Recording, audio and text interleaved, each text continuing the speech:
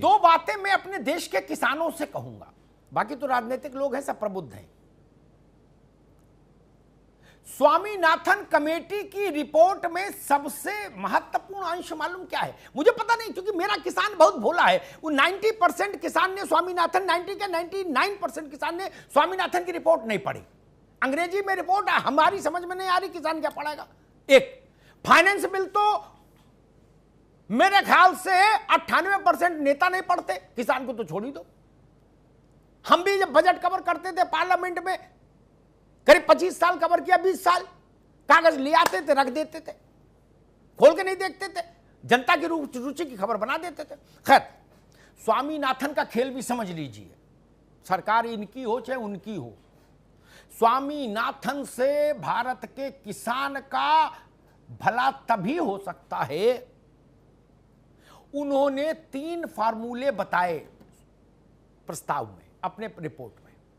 उसमें जो सबसे प्रभावशाली फार्मूला है फसल की लागत निकालने का, वो भारत की कोई सरकार लागू नहीं करेगी, जिसमें किसान के पत्नी, बच्चा, किसान सबकी फिजिकल लेबर का भी मूल्यांकन किया गया है।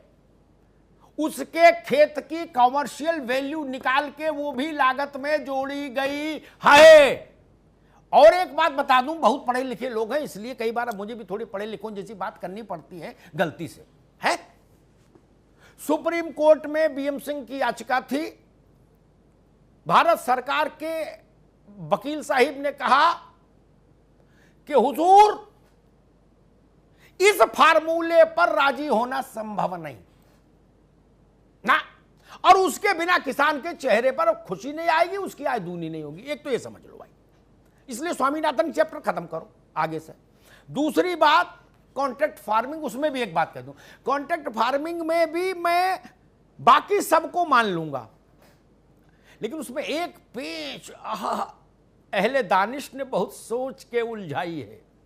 पुरी साहब, आप तो शेर समझते हो, अहले दानिश ने बहुत सोच के उलझाई है। एक उसमें बेप्रसंग डाला है, एक क्लॉज डाला है कॉन्ट्रैक्ट फार्मिंग में, विवाद होने की सूरत में। अब विवाद किससे होगा?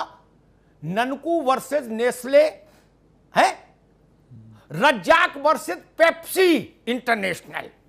उनकी तरफ से वकील आएंगे हरीश साल्वे, कपिल सिब्बल, अभिषेक मनु सिंह भी, और ये ले जाएंगे मटरूलाल को रिक्शे पर ढाल के।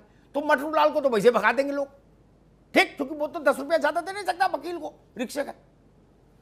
तो उसमें जिलाधिकारी की अदालत में मुकदमा चलेगा और जिलाधिकारी फैसला करेंगे।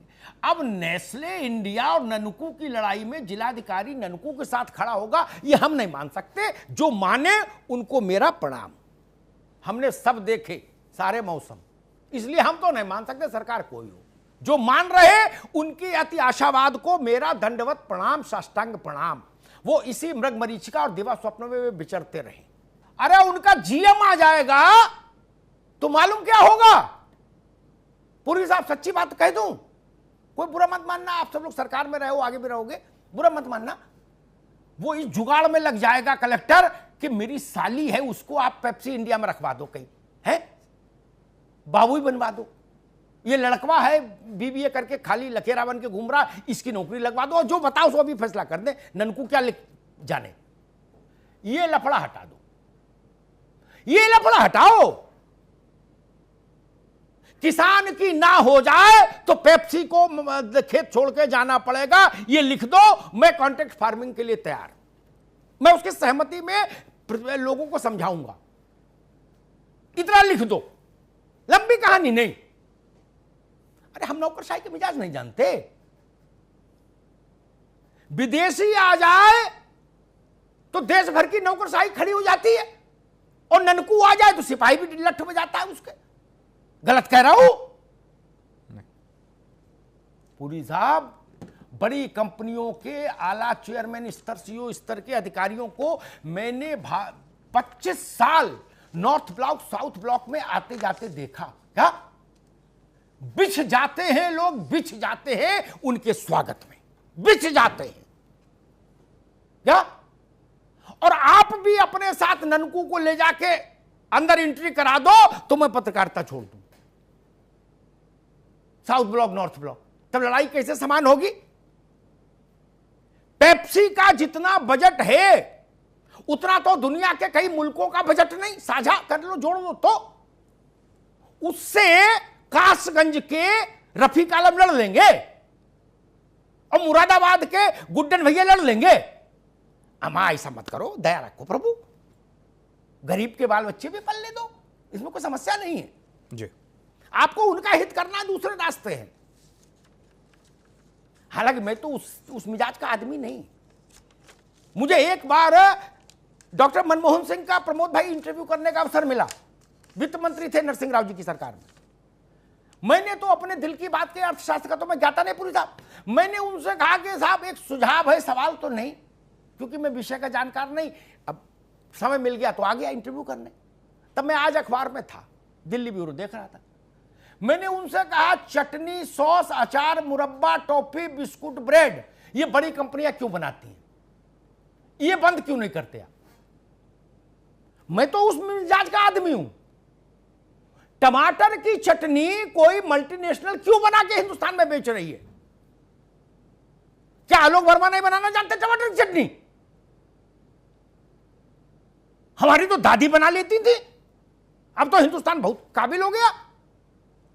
अरे ये कौन नास पीटे है ऐसा जो टमाटर की चटनी नहीं बना पाता?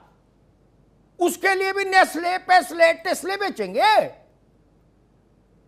और एक बात कहूं, जब ये बड़ी कंपनियां नहीं थी अमित भाई, विवेक साइलस और हिलाल नकवी दोषी आप सब हो, इसलिए अभी कुर्ता झाड़ सकते हो, लेकिन आप सब लोगों ने वो रास्ता दिखाया जिस पर बाकी के लोग दौड़ रहे हैं। बिस्कुट जब कंपनियां नहीं बनाती थी तो बिस्कुट नहीं था हिंदुस्तान में, नहीं खाई बिस्कुट।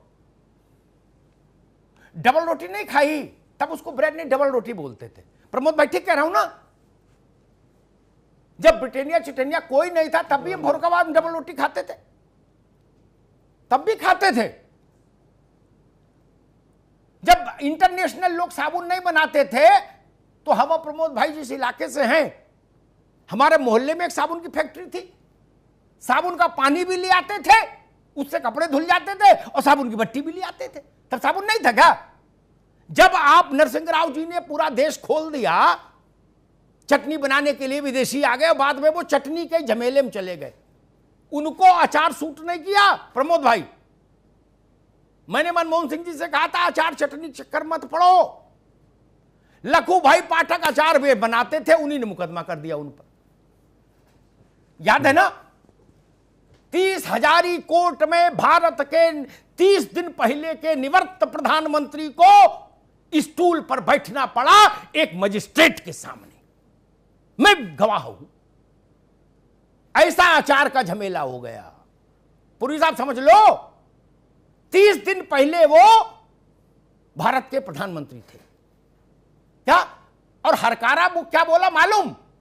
लखू भाई पाठक बनाम पीवी नरसिंह राव हाजिर हो। कसम से झूठ नहीं कह रहा। समझ रहे ना आप? है? और राव साहब के जन्मदिन पर गलती से मैं भी किसी हिलाल भाई जैसे मित्र के साथ चला गया था, है? तो chief justice of India waiting में बैठे थे गुलदस्ता लेके। क्या वो किसके सामने स्टूल पर बैठे जाके? मुंसिफ। इसलिए मैं कह रहा हूं, बात करो, सच्ची करो, खरी करो, ये गाल मत बजाओ। एक काम कर दे, एमएसपी को लिख के दे दीजिए, कॉन्ट्रैक्ट फार्मिंग से ये रट्टा हटाइए, जो गुप्त दरवाजा है कारपोरेट्स के लिए, इसको हटा दीजिए। बाकी ओके है, बाकी मैंने पढ़ा है, कोई दिक्कत नहीं। अगर आप चाहते हो कि 1 साल में किसान का भाग्य बदल जाए, टॉफी, बिस्कुट, अचार, मुरब्बा, टमाटर की चटनी, इन पर रोक लगा दीजिए। कोई कंपनी इनको नहीं बनाएगी। बिल्कुल, ये केवल गृह उद्योग के दायरे में रहेंगे। इनमें 5 लाख रुपए से ज्यादा का निवेश नहीं कर सकता कोई, करेगा तो जेल भेज दो। लोकल बने, लोकल भी नहीं बिके। ये फर्रुखाबाद में गली गली में नमकीन बनता था, ये पैकेट वालों ने उनका भी नाश पीट दिया। क्या जी। और एक आखिरी बात कहते जाता हूं, मैं तो अपने ढंग का आदमी हूं। पुरी साहब, कौन ऐसा आदमी है उत्तर प्रदेश में, हम लोग बचपन में उनको कचरिया बोलते थे, आलू की चिप्स को, प्रमोद भाई कचरिया बोलते थे ना, है? थाली भर के तल के आते थे, कहीं जाते थे बुकनू डाल के। ये क्या लेज वालों ने हमको चिप्स खाना सिखाया है क्या? तमाशा है मुल्क है। लेज नहीं था तो हम चिप्स नहीं जानते थे बनाना और खाना। ये रास्ता मत ले जाइए। ये 150 करोड़ के हिंदुस्तान के पेट भरने के लिए रास्ता ठीक नहीं। धन्यवाद।